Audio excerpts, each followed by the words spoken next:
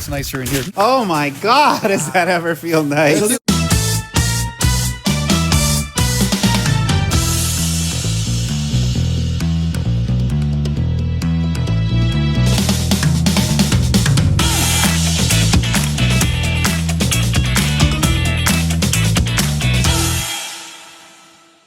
Welcome back to Blue Jay Bonsai.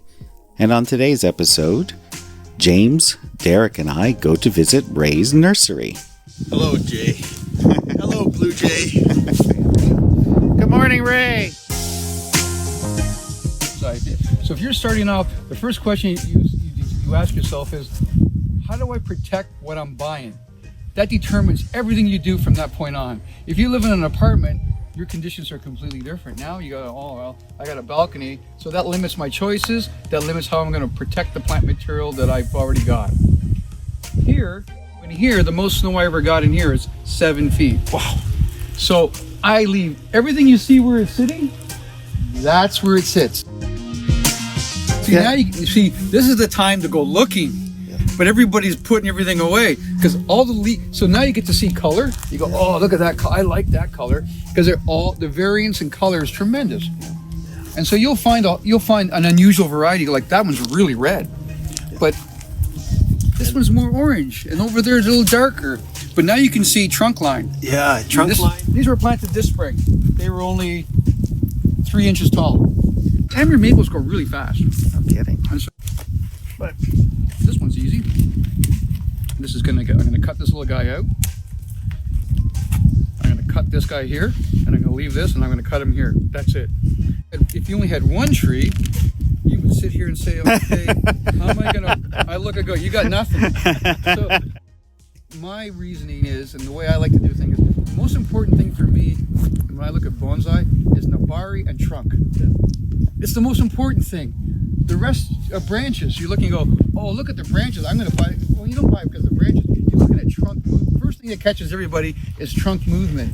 Trunk movement, nabari. First thing that catches everybody. Oh, unless it's like, fall and deciduous color. So that's the most important thing. That's the most important thing to me. So that's what I try to create quickly. It doesn't always work, but that's when you have to have blocks. Yeah. And so when you have blocks of stuff, you say, well, this one's a dog. It's not working out. So you just do the best you can with what you got, and you just keep moving down the block. But I'm busy, so I'll prune all these in the spring. I won't look at them till later and go, oh, look at that one. Oh, that turned out.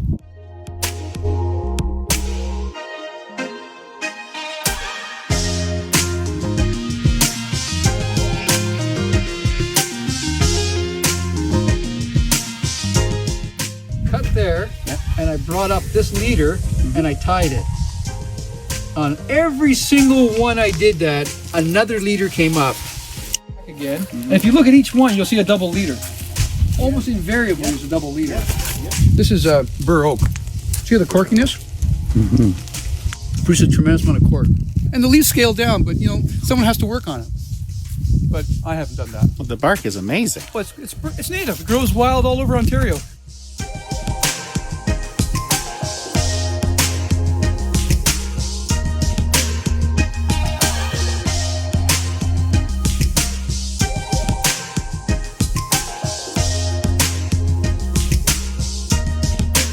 They're all amures.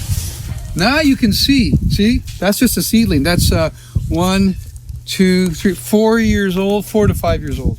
Seedling. Yeah. Doesn't take long. And you are selling these? Yeah. Okay. If you look, now you can look at structure, see? The structure.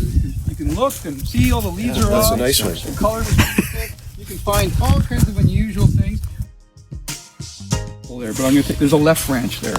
Right? Yep. So I will prune everything off that tree, and if I can find a left or right and a back branch, I will leave those.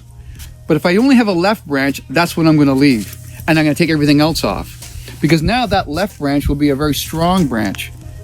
In relation to its caliper size, in relation to the next branches, are going to be heavy.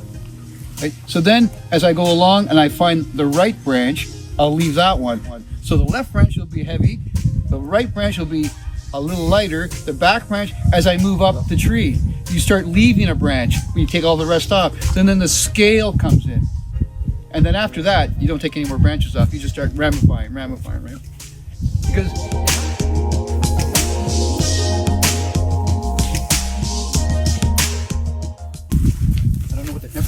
haven't been out here yet. My wife had me doing chores. Boxes are all done. They're right here. Pencils are there. They're right there. I did sell a bunch. People have been up here getting stuff. You know.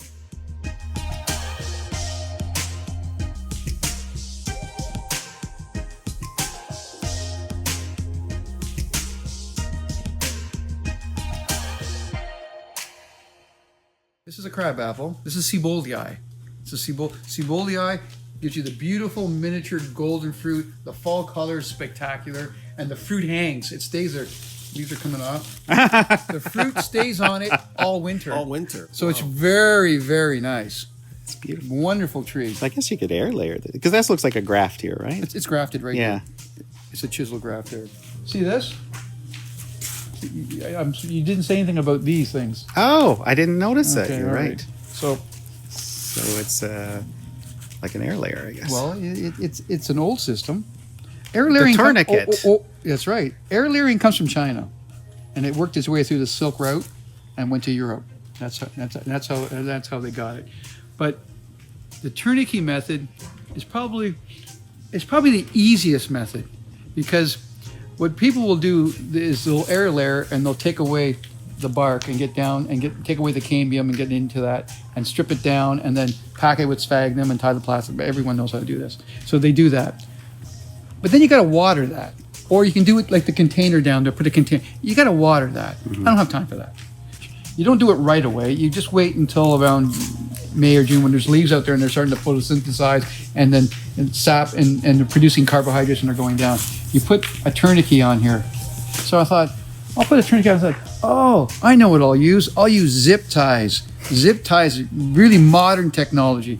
So I'll put a zip tie on here. And so what happens is, what you do is you choke this, and what happens is you're cutting the cambium, you're cutting the phloem. So sugars can be built up in here, oxens can be built up in here, they can be translocated, but they stop here. But the water can go up and down, no problem. So this still functions. But what happens here is you're supercharging this area with hormone. And then when all the leaves fall off and it goes dormant, I can separate this and take it as a hardwood cutting and stick it. Wow. By the spring, it has roots. Okay. Wow.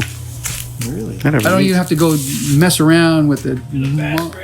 Are these elms or Zelkovas? These are elms. Elms? This is Jacqueline Hillier. It's the nicest of the miniature elms. Because you can grow this in your garden, super hardy. You can actually, if you can bend a branch and layer it in the ground, it'll root. They grow well from cuttings. But Seiju, pain in the butt. It dies. This is hardy here.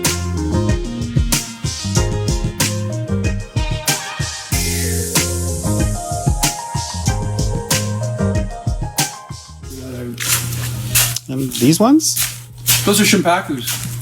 So this is the shimpaku. Here's a bigger one.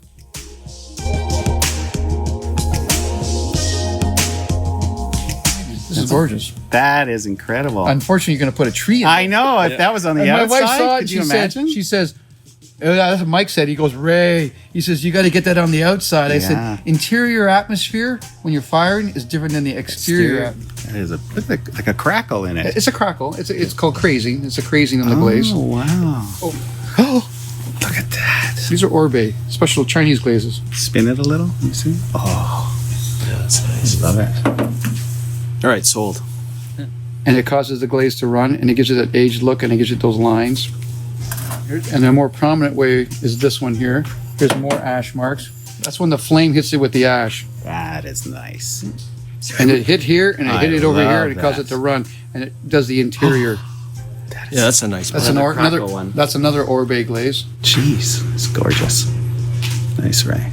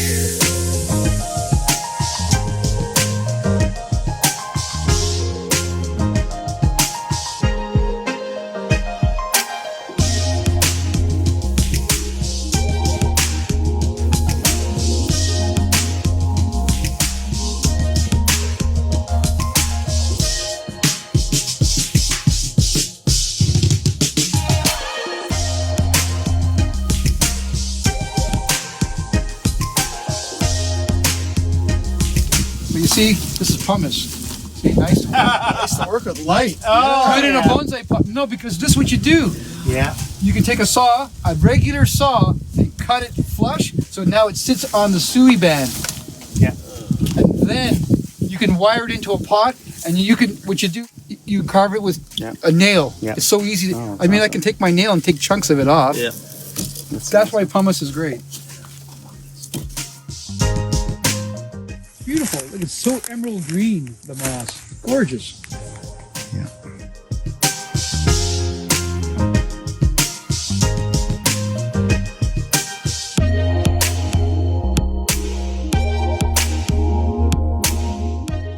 These are some of the pots that we picked up. So first up, this little guy, James picked out. He's actually going to use it for a Christmas present. We're going to figure out some kind of an arrangement for him. And as you can see, once again, the beautiful patterns from the ash, from the wood fire. Just a beautiful, beautiful little pot. And a little bit of a crackly glaze there. Just gorgeous. This one's for me. I have no idea what I'll do with it yet. But once I saw this beautiful, beautiful pattern and this color, I just had to get it. I'll figure out a use for it eventually.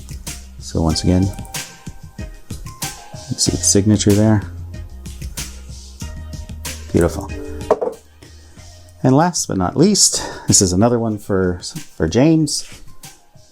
You can see sort of has a little bit of a ombre pattern, the darker red to the lighter, this gorgeous glaze, and I guess we'll find something that we can maybe make a little bit of like a semi-cascade or something with this. And if you couldn't have guessed it, I absolutely fell in love with this amber maple. So here it is on the bonsai bench in the backyard.